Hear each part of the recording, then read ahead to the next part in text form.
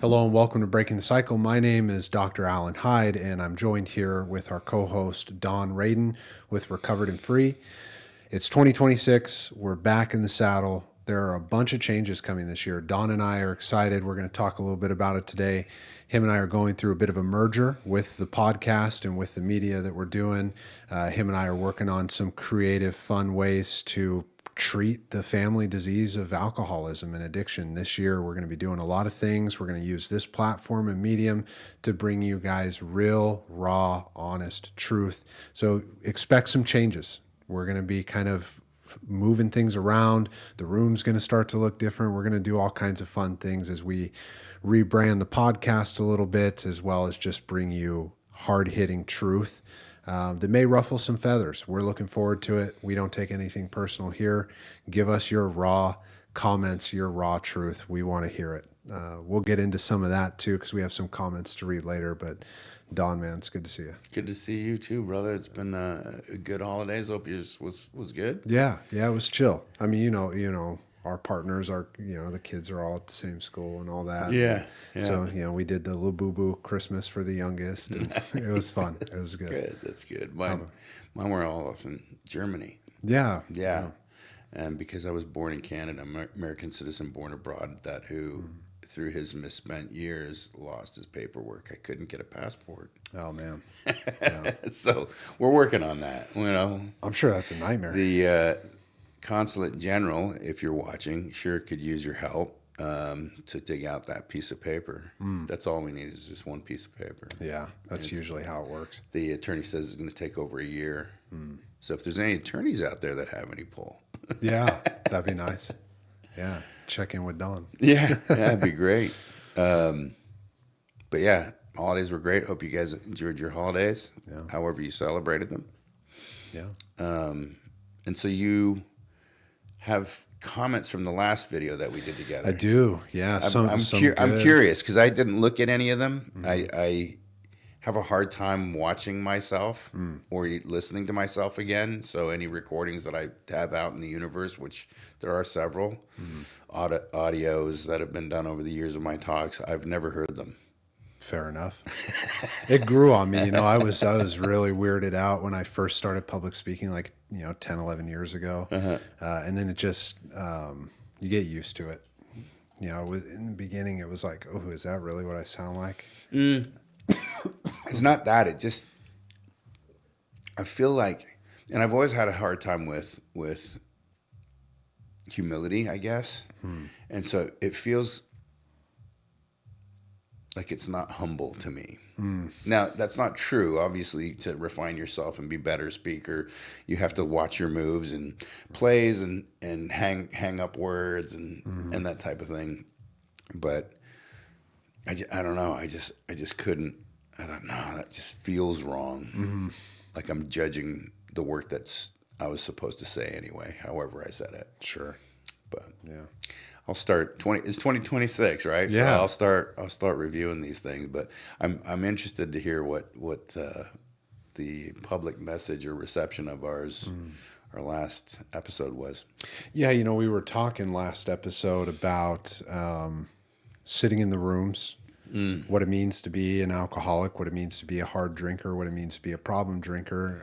There's a lot of definitions that flow out there, but what I'll share with the people who follow along, and as you follow us throughout the year, we're not dug in here, but the perspective I would share is that Don and I have very real lived experiences.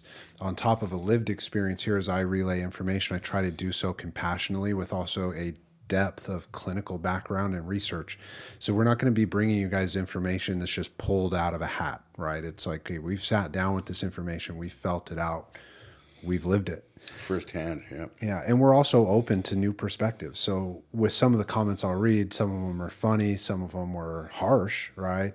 None of them are personal. We can kick them around, but we got a lot of feedback on our discussion about who is the real alcoholic and what does that mean in the rooms of AA, which is such a valuable conversation these days, right? Oh, absolutely. I mean, I came into my very first meeting November 11, 1987. Right? I was 17 years old. I was not aspiring to be an alcoholic. It wasn't it wasn't what I had intended for my life. And in fact, my father was an alcoholic, and he was very abusive to me and my mom, and maybe not so much to my twin brother because he was a faster runner, I guess. but you know, I didn't know what it meant to be alcoholic. What I thought, if you called me an alcoholic, it was fighting words. You could call me a drug addict. That's fine. I almost wore it as a shield of honor, which, by the way, they're the same thing. But my vision of alcoholism was that was my dad, and you were calling me my dad. And so I couldn't ever really swallow the whole words of alcoholism. And then as I continued to go back, because alcohol and drugs beat me into submission, I'd go back and I'd start to listen a little more, and I could identify with some of the sad stories, but many of them I couldn't. And that's what was taught to me as alcoholism. Alcoholism is divorce. Alcoholism is DWIs, prison time, all of these negative consequences. And although those do happen from anyone who may be drinking and caught at the wrong place at the wrong time, right? It doesn't define alcoholism. And I didn't know that for 22 years. Now, I've lived in 47 U.S. cities since 1994. I grew up in Canada. I've been in meetings all over North America. And never once did I know what alcoholism actually was by definition of the text, which is a hopeless condition of mind and body. Yeah. Right? A mind that obsesses about just having one, and a body that will never let me do just one. Right? And that definition, as simple as it is, was never told to me. And if it was, I must have been asleep. Well, I think it's probably more likely to imagine, especially in the last 40, 50 years, society doesn't want to have that conversation. Now, there's a million reasons you and I have already touched on in so many conversations as to why society has a stigma. And to why that conversation isn't as clear. It's kind of like when you hear somebody say, like, man, I wish in school, instead of the Pythagorean theorem, right, they would have taught me how to balance a checkbook, right? How to pay down my credit card, right? It's like... Or to have real conversations about addiction, because, our kids are getting into... They're no longer just relapsing, they're dying. Yeah. Yeah, and there's a paradox that exists there. It's like, it's too on the nose. And people are afraid of the truth on the surface, Right. Until you get the simple clarity. Clarity is what we're looking for. Right. I heard this the other week at church of clarity is kindness, all right?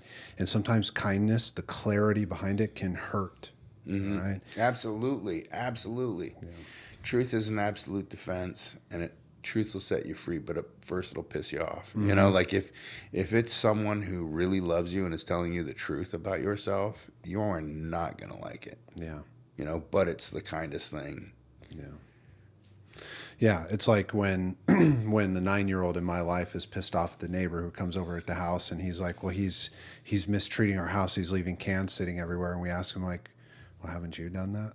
Right. That's not what we're talking about. We're not talking about me. Yeah. It couldn't possibly be me. Right. It's like, the whole concept we talk about in the rooms of, like, when one finger is pointed outwards, 3 are pointed back at you. Right. And that sucks. But it also is freeing. Whenever I'm pitching, like, 12-step recovery support to my clients in a clinical setting, I share with them, you're going to go in, and at first you're going to feel like you shouldn't be there. Right. And if you really need to be there, then it's going to be painful. But right on the other side of that pain is the peace that you're looking for. And this is kind of our equation. This is the progression of clarity, right? Confusion, pain, peace. Some version of that. There's a lot of different words, but some version of that. Sure. And the way we talk about it, you and I, and here with deep understanding, will never relay the web to them, right? Who are going to listen and be up in arms about certain clips that come through. But if you stick in here with us over the year, we'll give you a lot of clarity. Absolutely. We truly will. Absolutely. And that's the thing, with our cancel culture and, our experiencing life in 5-second, 10-second little clips is that we're not getting perspective. We're not getting the whole picture. We're just focusing in one little angle and our limited interpretation, because there is no direct. There's not the full message, right? And so, please, watch the whole episode and critique us then, because I'm sure there might be a 5-second clip in here that you're gonna 10-second clip in here that you're not gonna agree with me with, the premise of not seeing the rest of the context.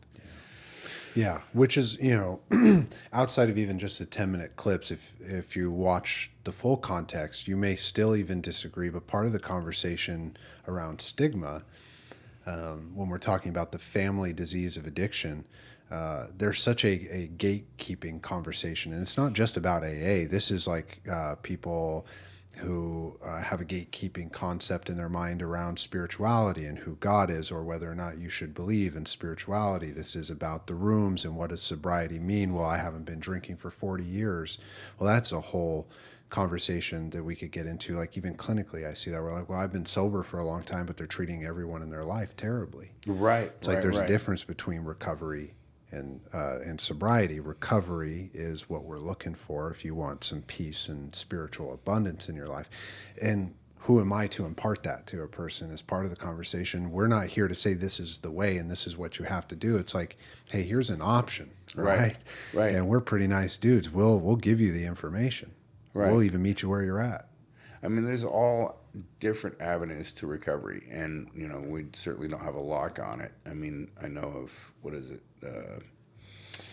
there's just strictly abstinence. There's what's the intellectual version? Smart recovery. Yeah, yeah. Mm-hmm. Where it's just about avoidance. Like you don't hang out with anybody who drinks. You don't go anywhere that there's drinking.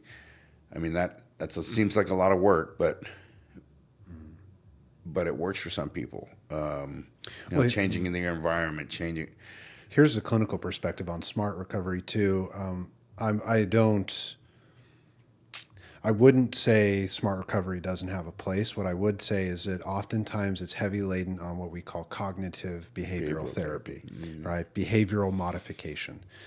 When someone comes to me in therapy and says, I want to do CBT, I say, great, that's a part of what we're going to do. But if you want lasting change, then you need to go implement the cognitive behavioral change and process it over a long period of time. So your desire for a cognitive behavioral therapy is not the answer. It's not the solution. And that's what I find a lot of times with smart recovery when we're talking about the hopeless state of the mind and body. Mm-hmm. Smart recovery falls short sometimes, the same way Celebrate recovery falls short. I'll say this, and I've said it a million times, like it or not, AA is the only thing after 15 years of clinical experience that I've seen change the hearts and minds of individuals. All right. I've had a ton of people come in through my clinical practice through no bias of my own, right? Mm-hmm. They come in with Celebrate recovery or smart recovery, and they're missing the mark in a lot of their relationships. They reposition, get into the rooms of AA, and their lives change. Right. When they're hopeless. Well, and that brings up a whole other episode, because I believe that there are two AAs. Right? There's AA. The vast majority is the AA fellowship, and then there's the AA program, and people confuse the two of them. Yeah. Right? When I got to the program, oh, if it wasn't for you people. Now, I do recover and have recovered from alcoholism through the guidance of a sponsor who was guiding me through the book, but he connected me to God, and God did the changing. Mm. And what's happened to AA, and not everywhere, and if you are in a 12-step fellowship and you're getting in your panties right now, please feel free to 10-step with your sponsor if you know what that looks like. But I'm telling you that this overdependence on people only leads us to it's problematic. Because what if I'm going through something difficult and I can't get to a meeting because I need one? Hmm. Well, I need to be plugged into something greater than people that walks around with me 24/7. Yeah. And so the movement of Alcoholics Anonymous, well, not AA, I'm not a spokesperson for AA, but I will say in the vast majority of the thousands of meetings that I've been to since 1987, There's a vast majority, and I'd say 80, possibly 85% of the meetings that I go to, there's this overdependence on people, and it's become a non-drinking, I'd say boys club, because that's also true that there's a vast majority of men and a minority of women in AA, but it's just a non-drinking club. Yeah. And the life-changing program that it was Alcoholics Anonymous is contained in the first 164 pages of their little book. They call it the big book, but the directions are only 164 pages long. That's where the life-changing experience happens. Yeah. And you can go to meetings and not even be able to buy a big book at them. And that's the basic text. It's just like in all your studies, not having a DSM on the shelf somewhere. Right. Like you've got to have the diagnostic service manual. Statistical. Statistical manual, excuse me. I mean, that's your arena. That's your Bible, right? Ours is the big book, and some people have never even seen one. Yeah. Now they're sober, and you mentioned that, right? The difference between sobriety and recovery. Yeah. They're sober, and if you're a problematic drinker who stops drinking, your life will get better. Yeah. Your life will get better. But for the real alcoholic, where the problem is in the mind rather than the body, it's grinding through every day, going just 24 more hours. And that's a heck of a horrible place to live. Yeah. Right? Being recovered is we'll never recover from a hopeless state of body. If I put alcohol into me today, it's not going to end well for me and probably a lot of other people. But I recover from this mind that obsesses about the one, that this time I'm going to be different. And sorry to get on this soapbox. No, it's good. You know, it's and this is just my opinion. Everyone can chime in, but Dr. Silkworth, who had an opinion also about why we suffer, and that our reaction is an abnormal reaction to alcohol, is he treated every person who came into his rehab, Towns Hospital, exactly the same, whether they were heroin addicts or whether they were alcoholics. And his prescription was exactly the same. And 85%, 9 out of 10, basically, of the people who walked into his facility walked out and never came back. Now, those people, by his definition, were not alcoholic. They were not drug addict. They had a problem with drugs. They had a problem drinking. And once they stopped, their life got better. But then there was the 10%ers who came back in worse condition than they did the last time. Well, you would think that if they'd gotten better, then the next time they come back, it wouldn't be as bad. But it's not. It's progressive. Right. Yeah. And so my belief is today that AA and other 12-step fellowships are filled with the 90%ers. Well, here's the beauty of our interaction, and to give you guys clarity as time goes. We're not spokespersons for the respective 12-step programs not at all. that we're in, and I heard you say it, and I love that you share it because, you know, obviously when you put this kind of stuff out on the internet, that's one of the flack, like, oh, there goes the traditions, right? It's like, let's hone in for a second. We're not spokespersons, but the beauty of our dynamic is that Dawn is in recovery for substance use, and I'm in recovery on the family side. And I don't know of any podcasts or any mediums where our side of the aisle sit down and hash it out like this. Right. Right. Here's a theory. I've observed it clinically, but as I've deepened in my own recovery on the Al-Anon side of things, my sponsor when I first came into Al-Anon is double winner. 30 plus years, AA and Al-Anon. And one of the things that he would always just kind of, you know, instill in me is, number one, just because I'm on the Al-Anon side, I'm no different than the alcoholic. And that set in, right? I gained clarity. We talked about that in the last episode.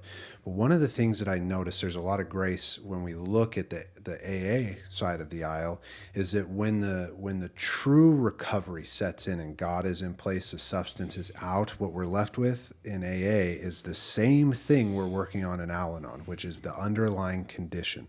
Shame, abuse, neglect, and abandonment. Now, there's a lot of ways we can kind of wrap that, but as I'm hearing you discuss it, it's like a lot of the fellowship of AA are dealing with those underlying issues and would probably be very much better well served in Al-Anon. Absolutely. I see it all the time. Absolutely. In fact, again, another theory of mine, but my experience working with hundreds of men and women, and my own personal experience is that every alcoholic and addict is codependent. Mm-hmm. Our very nature, yes, depends on protectors. Yeah. People who are cover for me, and the illusion of control that I have over other people. That's codependency. That's Well, it's the flip side. It's same, different. Right. And a lot of times I think where the discussion breakdown is occurring, like between the two programs, where there's a lot of tenderness and grace and compassion being found, where you find, like in my home group, we have a lot of double winners. Mm-hmm. Is that it doesn't have to be gatekept, right, between us anymore. No, it's not me, the family member who didn't touch the substances. Because here's an interesting thing when you were touching on, like, it's all the same. That was imparted to me by really wise people, that, if you took away all of the mediums of distraction that make a person fall into desperation and hopelessness, it would all run to alcoholism if that was the only choice. For me as the codependent, when the fork was presented to me as the Al-Anonic control freak that I was in my younger years, I picked up control instead of alcohol or substances and ran with it. I said, ooh, that works for me. Right. It could have very well been that, this substance works for me. And then I probably would have been something like a problem drinker, right? And I could feel those urges in my younger years of like, ooh, this could become a problem if I just ran with this behavior. Because I grew up in the family disease of addiction, and that's the real conversation in our society. Because when you and I leave here today, Don, and we're in a metropolitan area, we're going to walk by all kinds of people out and about in our lives, and we're going to walk by a percentage of them that are guaranteed to struggle with the family disease of addiction, just percentage-wise. Absolutely. And as our society has evolved, whatever you want to call that, since the inception. So when I did my TED Talk, there was I did a lot of research that I ended up not even using, but one of the things that I plotted on the graph was the amount of money that was initially budgeted for the war on drugs, and then where it is today. And it's an upticking bar chart. I mean, it goes skyrocketing Billions. up. Yeah. And then if you look at treatments, traditional treatment center, clinical treatment center revenue, and you plot that on the same graph, it's the same line. Oh yeah, it's the same line. Yeah. So the more that we invest in beating addiction and alcoholism and the war on drugs, it's not working, and people are getting rich off of it with insurance and whatnot. And then on top of that, if you overlay that with the number of drug and alcohol related deaths, it's the same trajectory. It is phenomenal. It was mind blowing. Well, and it may be worthwhile as we get into this and get more technological with some of the things we do. We'll bring in a graph like that, because drug related incarcerations, drug related implementations in metropolitan areas, right, where government was involved in certain cartel behaviors and blah, blah. Mm-hmm. These things are all graphed correlative on the bell curve. And there's no need for it, but guys like us can only affect conversation. Right. Over time, in the small lives that come in our directions, we can affect change. And that's what we're hoping to do, obviously, right? You have a peer-led program that's inpatient. We're building out a peer-led program that's intensive outpatient. Don and I are going to be working together to build this out in the Dallas-Fort Worth area. I'm telling you this now. Anywhere in the world that you're listening, if you're looking for real truth, real recovery that will change your life, hit us up. contact us. Let's get you set up with a pre-assessment. Let's get you into Don's program.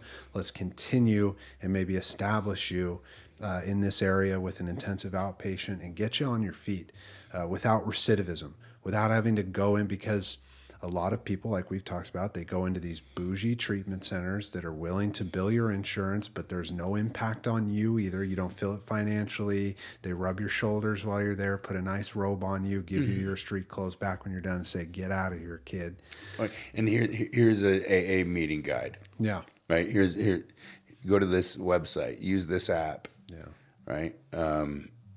Also, to back that up is part of that comprehensive recovery plan isn't just you, the sufferer, right? With Alan, we get to engage. He gets to engage the family, and it was very humble of you not to say anything about your side of this, but like really the full picture is let's treat the whole family. If this is a family disease, we need a family solution. Yeah. Right. And that's what I'm excited about. Yeah. And we've already been rocking and rolling on it, which is nice. You had referred over a family. We've been working with them. They've been coming back. They're getting benefit. We're giving them resources. Right. Nice. And a lot of it on our side, but together is like, we're taking the pressure off the system. Right. Like you mentioned last time, and will always be eternally true about the way treatment works now, is like, oh, this identified patient has a problem, send them off to treatment, take our insurance, sure, right? And I'm just going to take a sigh of relief over here on my own without doing any work. And then when they come out, the same problems occur. And you know what's true about that is the conversation will break down over time, is the insurance companies don't care about what your family does. They're banking on the fact that you've done nothing while your loved one's in treatment, so that when they come out, you treat them terribly again and they go right back in. They may not ever tell you that. They wouldn't tell you that, but that is 100% observable. They don't care what your family is doing. They don't care. Right. And the clinicians back that up. The medical fraternity do. And I've witnessed that, that everybody, I saw, I believe in co-occurring disorders. I have them, right? But I would say that every single person that I watched walk into a particular particular treatment center that I worked at for several years, almost 90% of them were diagnosed as having co-occurring disorders within the first 48 hours of their attendance there. That's absurd. Yeah. Like, you're a clinician, you know that it doesn't take one session and a script pad for you to go, oh, they're bipolar. No, that takes sessions upon sessions to fully and accurately diagnose that. It's not something that can be done and especially when somebody's coming off of drugs and alcohol, their first 24 to 48 hours, like they're going to look like all kinds of things. I would have looked like a schizophrenic. I mean, I don't even know that that's actually not a term anymore, but I would have looked all kinds of ways because I was up and down and I was sideways and shooting real guns at imaginary people. And yeah. Well, there's a lot of wisdom in this piece too. Just like as you're seeking information for support, if you found a channel like this and you're following a discussion like this, as a clinician, the amount of times I've heard people come in and say, well, oh, I have ADHD, or oh, I have bipolar, or I'm borderline, or this and that. It's like, as you sit with a person, sometimes it's true, right? We're not downplaying any diagnostic criteria. You feel how you feel, but the clarity, again, here we are at clarity. Right. When you sit down and get real, raw, honest, consistently, peacefully with people who understand, the truth comes out. Right. And that's what we want to find for any person. It's what you want to find for yourself is the truth about me without over scrutinizing yourself, because the biggest source of people's distress is their inability to stop looking at themselves with scrutinous eyes constantly, right?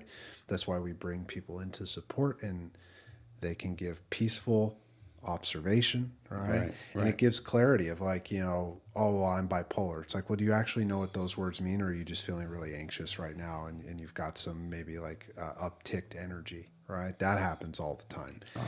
Absolutely. I want to kill myself. Now, obviously, anyone who says that, we always have to take that as serious as though it's going to be in the next 5 minutes, right? If they have ideation. But a lot of the guys that I work with, when they ASA, they just say things like, I got to leave. And it's because they can't articulate or don't know how to articulate transparently, I'm hurting and I'm afraid. Yeah. It's, I got to go. Yeah. Or I have to off myself. I got to kill myself. Well, do you have an idea? No. So why do you think that the answer is ending yourself? What is it that's really going on? And as you said, clarity. We talk long enough, and the guy's just like, I'm just scared. Yeah. I'm just afraid. Good. You're in the right place. Right. That doesn't mean you're going to kill yourself. You're just scared. Yeah. Right? And you don't want to suffer. I get that. Who wants to suffer? Who wants to sign up for suffering? Right. But if getting clean and sober were easy, everybody'd be doing it. Yeah. Yeah. Well, we wouldn't be looking at the real raw statistic for the hopeless alcoholic being 1 in 10 who walk in the room and get it. Right. And there's, if ever in this discussion as we break down in the world of treatment that exists in the United States or just Western culture in general, if you're ever wondering when Dawn and I are breaking down the difference between things like the fellowship and recovery, right, in the rooms, what I would call your attention to is that we have a very real statistic. This is research-backed statistics on 1 in 10 hopeless alcoholics walk into the room and obtain recovery. 1 in 10. So, okay, well, then what's the deal with the rest of them that aren't falling into that statistic? They're in the fellowship, right? Why do we have that statistic, but then the rooms are so filled, right? So there's a gap in understanding of what the rooms actually are on an ongoing, consistent basis. And again, if it isn't coming across as clear, we're huge advocates in this room for those rooms. Right. We're not here to, if anything, I would hope that if you had any inkling, you would wander in and find out for yourself. Whether it ends up that you're a hopeless alcoholic or you're just a problem drinker that needs some codependent support. Right. But then my hope, and this is where I really in depth with my clients have gotten to over the years of working with people, is that let's get you in the right support. See, a lot of people, they walk into AA, it's not for me, and they'll never even sniff, look at, or consider something like Al-Anon.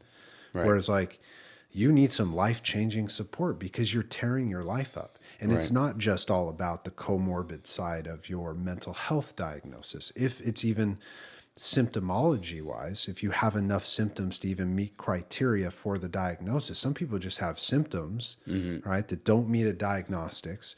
They're not meeting criteria for alcoholism. And they're like, well, I kind of talked through it and now I'm okay. It's like far cry from the truth. Right. Far cry. You need support. Right. Because abstinence isn't the end goal. Right. Like abstinence alone isn't recovery. Right. In fact, if you're an alcoholic of the hopeless variety, abstinence is suffering. Right. My drinking and using solves my suffering. But my drinking and using is causing everything I care about to leave. It's like I'm standing on a dock and I'm watching a great big ship liner, right, cruise ship, taking off with my loved ones on the side, and they're waving at me. I mean, there's nothing I can do. There's no way I can bring that ship back. There's no way for me to jump aboard. Yeah. And so the thing that solves my internal obsessive mind, the tricks that my brain plays on me, this time it'll be different, is to drink. Which is causing me all these other problems. Yeah. And it's just a vicious cycle, breaking the cycle, right? Aptly named. Is how do I break that cycle? Is I have to have some internal shift that occurs that creates a new view of my ideas, emotions, and attitudes. and that will translate into my actions, right? And it's CBT works, changing your behavior works at some level, but if you change what happens and that drives your natural behaviors, then your behaviors will change, right? Yeah.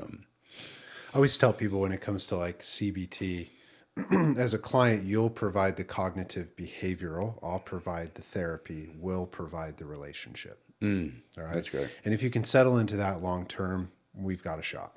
If you're coming in for a quick fix and this is a severe problem, I'm not your guy. Right. You know, and I've remained steadfast in that in my career and in my private practice is if you're coming to me for a quick fix, I'm not the fit for you. Right. Cocaine. No, I'm kidding. Right. Yeah. I'm kidding. Well, you know, it's funny you say it too. It's like, let's say it's an alcoholic who comes to me for a quick fix. I'd rather you go run it out. Right. You Right. know? Die or live, run it out. Right. Come to me when you're serious. Right. Well, and that's the only way our program works. Like I try to thoroughly vet everyone. I still do all the admissions. I try to thoroughly vet everyone who comes in because I would rather have one person that is the real thing and that is willing to do anything to get well than have an entirely filled center with adult daycare provided, where it's just us watching. Yeah. It's not why I opened Recovered and Free, because I was so sick and tired of what was happening. If you had good enough insurance, the treatment centers will take you in 7, 8, 9, 10, 11, 12 times, and their program doesn't change. And the alcoholics aren't idiots. Well, let me give you just kind of an anecdotal one for those listening too that you'll get a kick out of is. Used to work with this gentleman. I won't use his last name. His name's Gary. And we worked for American Addiction Centers years ago. Laguna Treatment Hospital, not exactly a treatment hospital. It's just, let me put it lightly. And he would go into groups and he would just throw on YouTube videos. Where is the treatment in that? What is a YouTube video on somebody sharing information, even conversations like this? What is that going to do for anybody who needs real raw connection? Right. Nothing. What is it going to do for the person who needs some kind of sense of something greater than himself? Nothing. There weren't cat videos. No, it was like TED Talks. Oh, well, It's not and those are great. Wonderful, right? But when you're contracted with a treatment center to provide therapeutic groups, recovery groups, running a YouTube video, it doesn't, and you're sitting there, I would walk past sometimes and he'd just be sitting there with his eyes closed. And it's like, No, it's a what shame. are we here for? Yeah, right? It's a shame. And what's going to happen, because we'd see it all the time, especially with a big center like that, is just the recidivism was through the roof. You know, here we go again, another round of you sitting and watching YouTube videos. All right. Now I've got a policy, and I haven't adhered to it 100% because I'm a sucker for the guys who love us. Like I've had guys who have relapsed. My policy is 2 strikes. You can come here one time. Maybe you weren't serious. Maybe you weren't fully present. Maybe you didn't fully buy the program or whatever. That's fine. I get it. But you relapse, you bump your head, and you're asking to come back a second time. Well, we don't change things up just for you. We might come at it a little bit of a different way, but ultimately the message is exactly the same. So the third time, I'm just now part of your problem. Now I'm just like your little vacation spot for you to gas up because it's nothing new. There's no new, Kentucky Fried Chicken 79 spices recipe or whatever it is. I don't have a new sauce, right? And now I have violated because there are some people who are back more than twice. Well, there's But grace. the idea, person. the idea is I'm not going to be like the treatment system. Who will take somebody, as long as their insurance policy is still good and still valid, I will keep taking it. As if their parents or their family members are wealthy, I'll just keep fleecing the family. Oh yeah, Just take their money. Don't provide a solution. And then when Junior fails, we'll blame him. Well, was he taking his meds? Did he? Yeah. Right. Oh, he talked to that girl again. Oh, yeah. It was all her. Yeah. There's a million things to blame. When the blame game stops, peace and healing can begin. Right. That's one aspect of it. Right. I was thinking about that earlier today about victimhood. Right. Like victims don't stay sober. Yeah. And victims don't get free of the people problem with Al-Anon. Yeah, I can speak to that on my side. It was always, I thought my love would save my brother.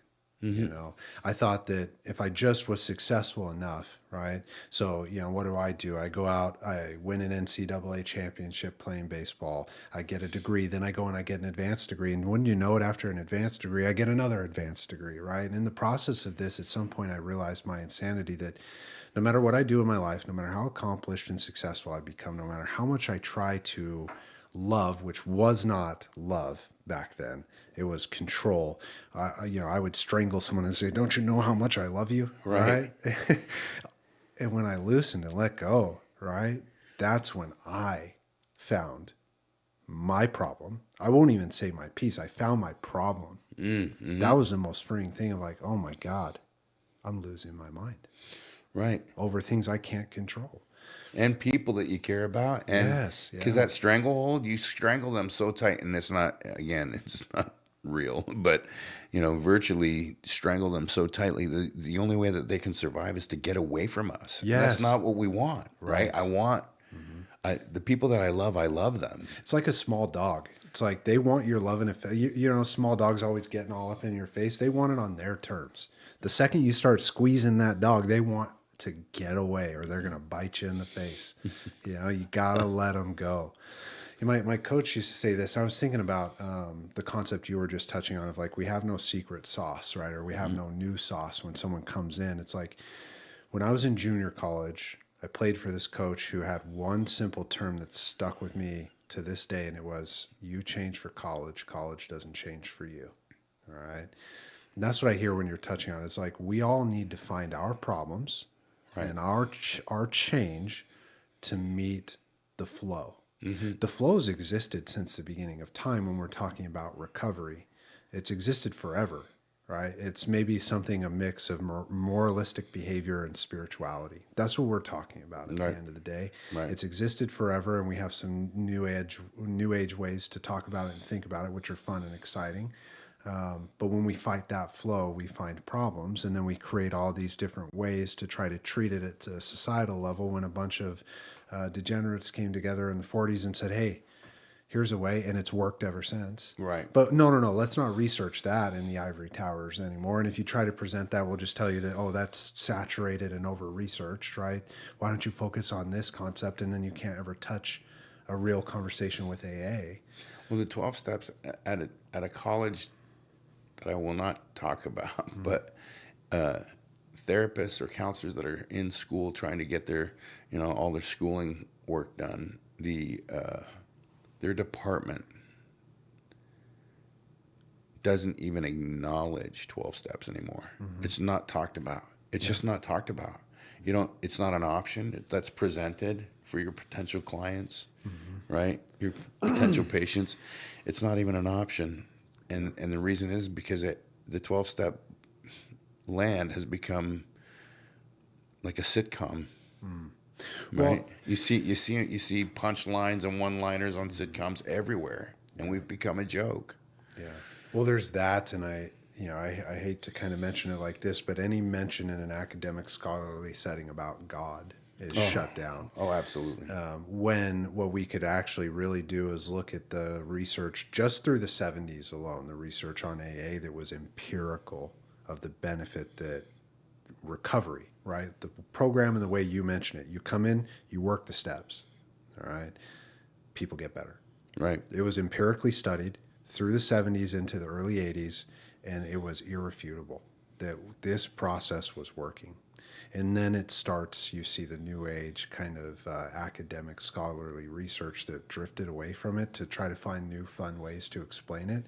And now if you look at peer-reviewed journals, you're not going to see anything that looks like the base of that research anymore. You're not, Right. and there's a million things we could say about it, but the reality is God was the focus of the empirical studies and not the definition of what God is, right? Right. Or the spiritual side. It was people seem to connect to this concept, and when they do on a deep level are getting better hand over fist, and now it's watered down. Nobody wants to, you can't even mention the word God in your research articles. That's not scholarly, right? You can't prove that. Right. These are the discussions. It's like, Right. well, I'm not going to try to prove it here then. I'm just going to prove it in my own life. Let me prove it with my own actions. With my footsteps forward, you can watch the proof. How Right. about that? Right. Well, that's the evidence, Yeah. right? Is that men who have come to my center since I broke away from the model, number one, my place is the only place that I've ever heard anyone say, "Can I stay longer?" Not, "Can I go home on family day? What's the last 2 weeks going to do?" Like, "Hey, can I stay another 90 days?" But the evidence also is that the men who come to my facility have been to multiple traditional treatment centers. Yeah. And when they come to my place, they don't come back. Yeah. Except for to carry the message, except for to tell the guys that are following behind them, "Hey, there's hope, and this works, and it's tough, and it's ugly, and it's not, but it works." Yeah. And that empirical data, there was actually, and again, I'll have to do some digging myself, but there was a New York Times article that was written about the efficacy of 12 steps, of the 12-step program. And then it was, like you said, hand over fist. The empirical data showed it was the most effective process. Now, again, please don't confuse the process that we're talking about with the people, because there's lots of groups that don't even have the program, that process in play. It's share your feelings, talk about your problem of the day, and there's some release in that. I mean, talk therapy works, right? I get to release the pressure valve until it builds up again, until I can talk to you again, right? There is some catharsis in sharing your problems. But AA was designed to provide a solution, and there is a solution. In the book, there's even a chapter called "There is a Solution," and it doesn't say meetings. Right? No. It doesn't say we need to go to meetings. Now, I'm not anti-meeting. I'm not anti-fellowship. I'm married to a recovered addict. My youngest daughter's godparent is somebody that I've sponsored for 13 years. Like I'm involved in the fellowship. And in fact, I went to a really cool meeting that's 4 minutes down the road that I had no idea existed. But for the most part, it's there is a separation, there is a difference, and you can stay sober on the power of the fellowship. Yeah. But you can have a life-changing experience with the program. Yeah. And I would echo it in that if you're a family member affected, you can have a life-changing experience by working these steps, by letting go and letting our loved ones find that. Right. That was my sanity. All right. My come to Jesus moment was working these steps, finding the clarity of the actual rigorous program that's simple. It's so simple and so freeing. But it was hard, all right? So this is that kind of anecdotal. It's like, don't confuse simple for easy. Right. All right? It's going to be quite complex, quite difficult, but you can get through it. And if you do get through it and work it and carry that message on the family side of things, the family member affected, you can let this person who you think, if I don't do anything, they're going to die, Okay. Well, whether you do anything or not, that's a reality. Right. Your loved one who's tampering with substance could die. But here's the clarity. You and me are going to die someday. Yep. And people we love or ourselves are going to face major medical illness. The question is not whether or not suffering occurs. The question is, can I be the most balanced person in the room when it does? Right. That's what recovery gives us. And thank God. Yeah. You didn't cause addiction. You can't control it, and you can't cure it. Right. And that's one of the things that I appreciate about Al-Anon is that its existence stemmed from the program of Alcoholics Anonymous directly. and direct. There's even a chapter now. It is antiquated. It should say to the spouse or to the partner. The chapter's called To Wives, and they just haven't changed any of the content of the big book in years because it works, and so they don't want to mess with the formula. But in that chapter, it talks specifically about how, the Al-Anon problem or the people problem that someone who loves us goes through. But it further on in the book, when it talks about working with others, earlier on in the book, and when it talks about working with others, it says that my job is not just to work with the alcoholic, but to work with the alcoholic's family. Mm-hmm. And that has gone way far off the rails. Yeah. The first person who ever did that for me was a man by the name who's gone now, but his name is Cliff Bishop. Mm-hmm. He actually invited my wife to talk with him. It was the first time in 22 years of having sponsors that anyone offered to work with my wife, now ex-wife. He did a great job. No, I'm kidding. I really messed it up good. But it left its impression on me. And so part of our program is just that, right? We try to start to introduce the code of work. Mm-hmm. And now that we're partnering with you, this is going to be a perfect marriage. Yeah. Like you'll be able to address the family issue and help them get free, even if the loved one dies, even if they relapse. Like this isn't.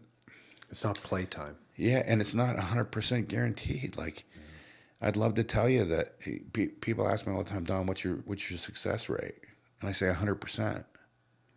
How can it be 100%? Well, people who embrace the principles that we're teaching here, 100% of them will recover, right?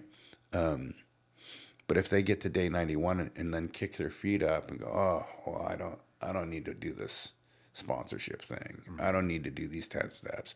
I don't need to continue to seek God. I deserve a break. Might find themselves on the wrong end of, or on the brown side of the dirt, And family member, as terrifying as that may be, and I during my family groups, or I have a family day once a month, and I inform the family members, like, I know you're here for hope, but the truth is this is a hopeless illness, and the numbers are staggeringly stacked against us, and we're going to do what we can here. Yeah, if you're looking for hope, find it in yourself. Right. I had this home group back in California. We always used to laugh and share with each other. We don't do chips in Al-Anon because we relapse every 15 seconds. Right. That's true. And yes, and as I'm hearing you share, it's like embracing hope on the family side of this disease is embracing these steps. Whether your loved one who's struggling with the substance embraces the steps themselves. It was never about the substance, so you can embrace them as a family member. And if you do, you'll get to model for your loved one what it looks like. If they're willing to pay attention, they may or may not. We're uninterested at that point, whether they'll take it from you. What we are interested in is peace in the system. All right. So like, as you were saying, the approach as we come together with the addicts and the family is to provide truth, to provide peace. The hope lives in each one of us. Mm-hmm. All right. As hokey as it can sound, You won't find it in anybody else. The fellowship is great. Right. You will find service in the fellowship, not hope. You'll find service. This is one of the things I always appreciated about like my men's groups, is that it wasn't that I was finding hope by hanging out with them. I was finding challenging opportunities where they forced me to be of service. Right? That's why I go to the fellowship. When I have the time and energy and the margin, I'm going to be of service. That changes my life. Right. Because of something you said when we sat down the last time, which is I need to practice these principles in all my affairs. If I can do it here, then I can branch out and do it there. If I can branch out and do it there, then I can do it in this harder situation. If I can do it there in my family, then what's stopping me from taking care of me consistently? Nothing. Now I've learned essentially what we try to teach you on the therapeutic side of things, which is that, kind of the corny terms of like parenting yourself. Right. It's like these are all the things we would try to do with our little ones in Sure. our society, is like walk them through how to take care of themselves. And recovery teaches us how to do that when we've forgotten or weren't taught. Right. Right. Yeah. I mean,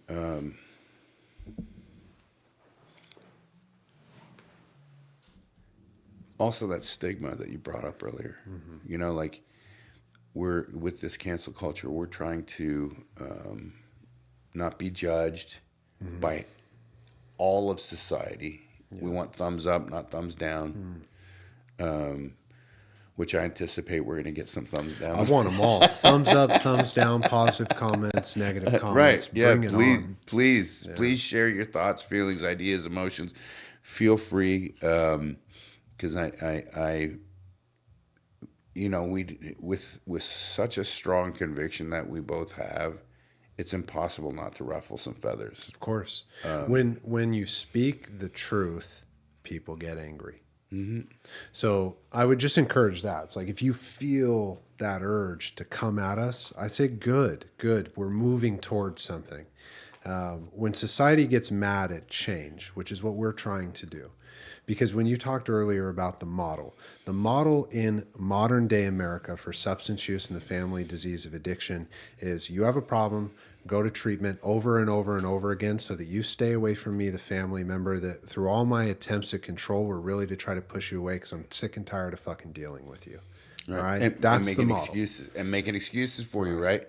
Covering for you, saying, "Oh, the reason why Johnny is an addict or an alcoholic is because me and mom divorced early, or the reason that he's this way is because of this diagnosis that he got when he's 8." Right. So there's another part of the model that exists is like, so now once you have that base and you're in the revolving door, the conversation then picks up from the therapist or the case manager calling the parents or the loved one who give those excuses. And that's as far as the conversation goes. You come in for a family meeting. There's some stuff written up on the board about maybe detachment. Maybe you should check out an Al-Anon meeting, but no follow-up.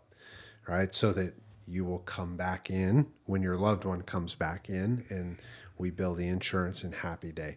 That's the model that exists in modern day America. What we're offering is an alternative, right? Which is, you may have to pay cash out of pocket. And you may need to take a loan to do it. You may need to go give a blood transfusion to do it. I don't know what you need to do to be able to financially afford the programs. They're not outrageous, right? But they're not free.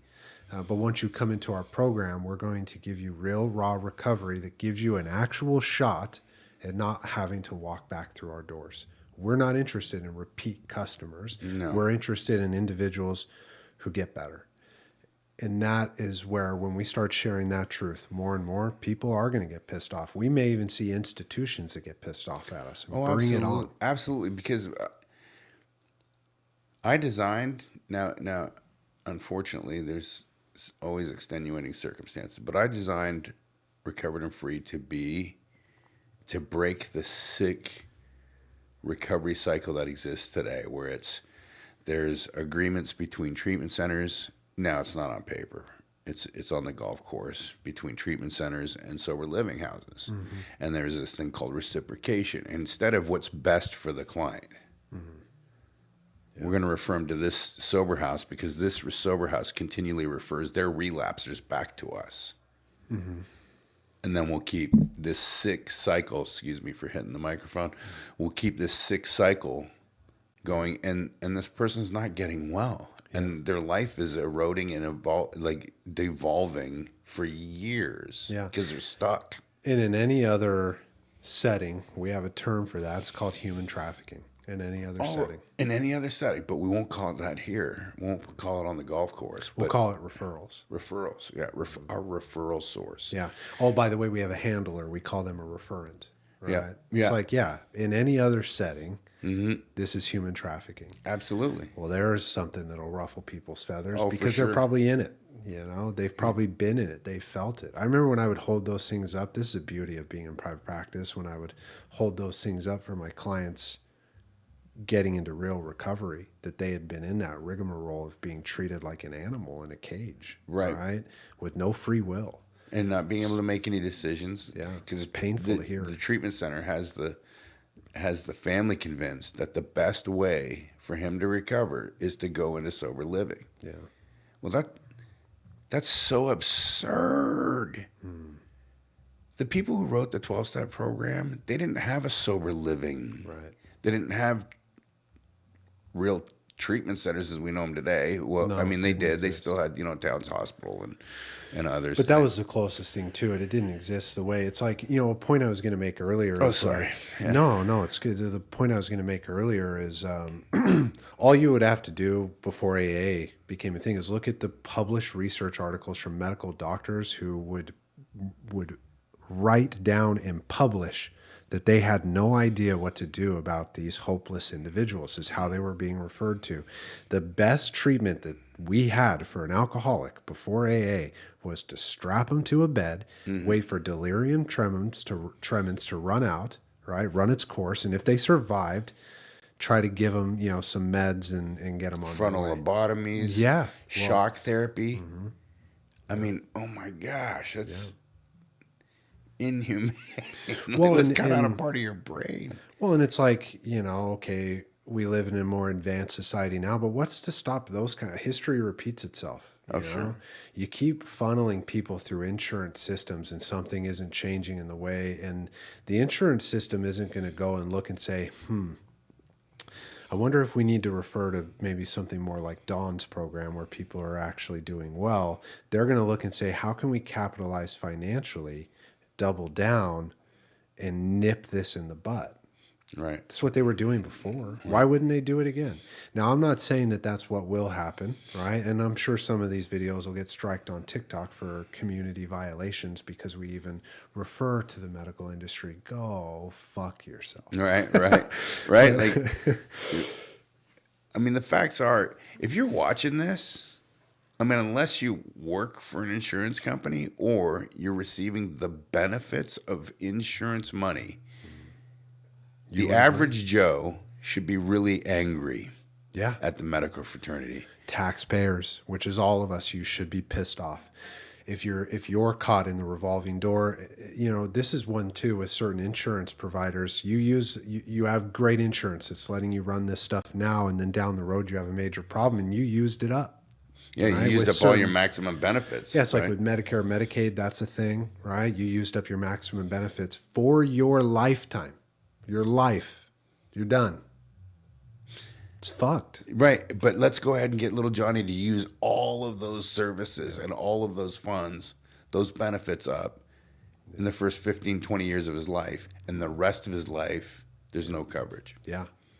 Yeah, and people don't think about that. They think like, oh, well, this couldn't possibly translate into a treatment I would need for a heart attack later in my life. Oh, you bet your bottom dollar it will. Mm-hmm. You bet your butt. I'm really glad I didn't go to treatment a lot. Mm-hmm. I only went once. Well, twice, I guess. Yeah. Because I had a heart attack 5 years ago and I needed that insurance money for that. Well, and that's a tricky part of the conversation too, because I imagine a lot of people could get up in arms about the real technical way. I'm not an insurance agent, right? But what I can guarantee you about insurance agents and insurance policies and the insurance companies is that they're not going to come at you straight with what the truth is about how your insurance coverages run out and what you're using up when you're in your younger years that will affect things later on. They're not honest with you. But I've sat down with enough professionals who are experts in it who have shared, like, people get to the later years of their life and with certain insurance policies used it all up in treatment under policy codes that now impact the medical billing that can happen now. So now they're stacked with medical bills. It's like, this is reality. This stuff is happening right now. Right. And you won't hear about it because they have more money to cover it up in the general population conversation than we'll ever have money to combat it. But we can have the conversation. Right. Yeah. And they're trying to deny, they would try to deny any kind of benefit payment to us because we don't have initials behind our name. We don't have, we're not licensed by the state. We're not, we're a peer-driven model. So insurance, no. Oh, you guys talk about God. No. Yeah. If you had a licensed professional talk about STDs, we'll pay for that. Sleep hygiene, we'll pay for that. Yeah. What? Well, I can attest to it. I worked in those settings as the clinician with letters behind my name, and those were the groups they wanted us to run. Right. When I would go off script, as I'm sure as you've gotten to know me, you could imagine I did quite often. Absolutely. I would get flack. It's why I didn't remain in treatment. It's like when I started to savvy up and I wasn't green anymore, and I got towards that guy, I did like a 10-year push working in treatment centers. It was so not for me at the end. And I probably did ruffle more feathers than I needed to. But I got to the end of it, and I would go off script a lot with my groups because I started to recognize what worked and what didn't. And when a treatment center pushes back on you as a clinician, let's be real clear about this, is that treatment centers wouldn't exist without clinicians in the model that they want. Right. You can't bill if you don't have the people with the letters, right? But they sure do tell us what to do. Oh, yeah. So I walked away from it. Mm-hmm. Yeah, because if you're a therapist who really wants to help, and has experience on how to help people, they don't care about that. What they want is you to run your therapy as they want you to. And if you won't do what they want you to do, there's another, set of initials waiting to get a job. And these high dollar ones, they pay great money. So clinicians, violate their own principles for a good paycheck. Yeah. And if they don't, they'll get fired and somebody else will. Yeah. I mean, I've been in facilities that had document shredding parties because they were about to be audited. That was when I first came into the substance use treatment world. I'd worked at this treatment center. I have lasting friends from that, clinicians I've stayed in touch with for years and years, and we moved to a few treatment centers together over the years. But the first one I ever worked for, I remember we were leaving because they were shutting down, and the CEO had moved overseas and was sending emails saying, hey, we'll pay you to sign outdated clinical records. Don, I can't tell you how enticing it. I was 22 years old, right? Brand new clinician, not even licensed yet. I was an intern. And to get a message from a CEO who at the time was in like Puerto Rico or Costa Rica or something like that, and he's saying, I'll pay you $10,000 cash. I'll mail you a check, whatever it was. I can't remember exactly the details. If you just go and sign the 3-month backlogged notes for this other clinician who no longer is even contactable. It was enticing, but my morals, right? I was like, oh, no, right? I would lose my license, right? And there was one clinician who was enticed by it. I won't even mention the name. They got caught up in the trouble, right? That center shut down. I mean, I jumped ship. As soon as that email came through, I had that moment of like, ooh, 10 grand. But I was like, I need to get out of here. Right. I left. I went, oddly enough, to American Addiction Centers. Not the greatest decision I ever made in my life, but here we are. But I couldn't believe it. I was like, this is what they're up to. Yeah. Truly. You want to know the bougie little treatment center that you're sending that looks really nice in all the pamphlets. You want to know what they're up to behind closed doors? They're up to that stuff. Right. Trust me. Even the really nice ones, it seemed like, man, they've really presented you something really cush, right? And they've been around for 30 years. They've been around for 30 years because they know how to play the game. I promise you. Yeah. I mean, I've got a client, had a client that his father was absolutely sold the whole kit and caboodle from clinical measures, and that his son couldn't possibly thrive or have a life-changing experience with us because we didn't have therapists on staff. Now, I'm not against therapy, you know that. Yeah.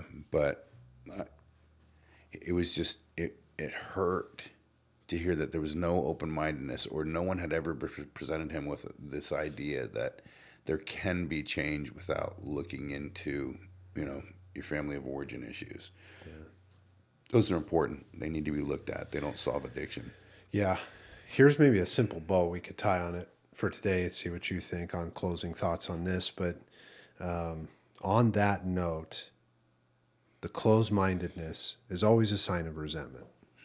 Right? It's one answer, right? Resentment toward institutions, towards people, towards a situation causes our mind to close. Okay. Or fear. Yeah, or fear. Fear is another answer. But if we look at resentment, I think society has a lot of it right now. As a result of that resentment, society has created institutions like the current model that exists for treatment out of fear and resentment. All right. So if we tie in that out of fear and resentment, we've created a model in our society that leads to more death than it does recovery for the hopeless addict. If we can remove the resentment through clarity, right, which is what we're hoping to do through this year in our new mergers and beyond, is to bring clarity so that there can be compassion and decrease resentment, which maybe can open some hearts and minds. Right. That there not just is another way, that the open mind often gives you the simple answer, which has existed, which is the model in which you built your model for your center of a peer-led program, and where we're trying to do that on the clinical side as well. Open hearts and minds, stay simple and honest. That's right. That's right. I mean,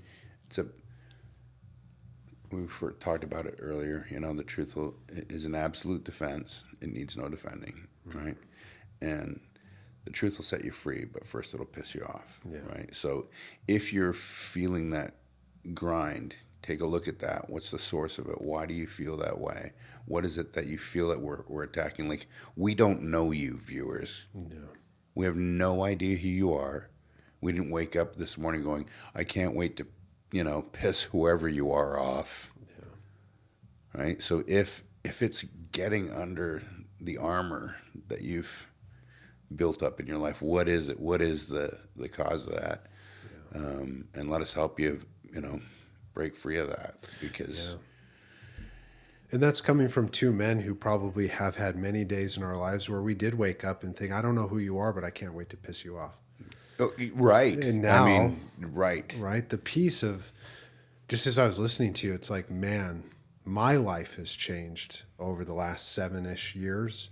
Because there would have been days where I would have woken up and said, I don't know who you are, but I'm ready to piss you off today, and I hope you cross me. Yeah. And now... Here's the chip, and it's not a chip. It's a cinder block. Knock it off. Right. Go ahead. Mm-hmm. And now I wake up and I say, I don't know who you are, but if you're pissed off, maybe I can carry the message. Right. Maybe I can help. Yeah. Right. I mean, my wife wrote this beautiful summation of her birthday yesterday on Facebook, and I was like crying, because like the way my life is today is healed and it is full, and I don't live in fear. I don't live in a place where I have to avoid the wine aisle. I heard that from a member with double digits of sobriety, that they avoid the wine aisle at the grocery store because they can't. And I just, that's terrifying. That's such a limiting way to live, right? And instead of experiencing this whole big blue ball that we call Earth, I have to restrict my movements based on where substances are, or like, I'm not going to crack houses, right? Yeah. And crack isn't usually smoked at the grocery store, but maybe not in the line. Not on the front desk, yeah. But anyway, do we have time to look at those comments? We'll cover those another time. Okay, I think all right. We'll wrap up with we'll wrap up with this. We're going to be bringing you all year information like this tune in, check us out, leave your comments. Dawn and I are building out some ideas of how we want to create some segments. If you have some feedback on what you would like to hear, how you would like to hear it, we're open. We're creating some new structure that's very community first, right? We want you guys to get maximal benefit out of our conversations. We're kicking around some ideas. Some ideas are like, pulling up comments on some of the social media. So if you put them, we welcome them, but know that we may also pull them up, right? And show you, oh, well, here's what so-and-so said. And here's our thoughts. Right? We didn't even black out their name. Yeah. I mean, we're not here to put anyone on blast. Yeah, we're not. I mean, unless you're putting us on blast and being really rude, then hey, let's go. Then we might want to take the gloves off then. Yeah, we'll have fun with it. We're gonna have fun with a lot of the structure, but tune in. We're going to be here every Thursday. There's some old structure stuff that we're going to do with some old guests here in January, February, but beyond, it's going to be Don and I here every Thursday having real conversations about recovery. So tune in, and we hope it's helpful. Yeah, I agree. Yeah. I got nothing else to add. Okay. Well, we love you guys. Absolutely. We'll see you next week. You bet. I guess we won't see you next week. No.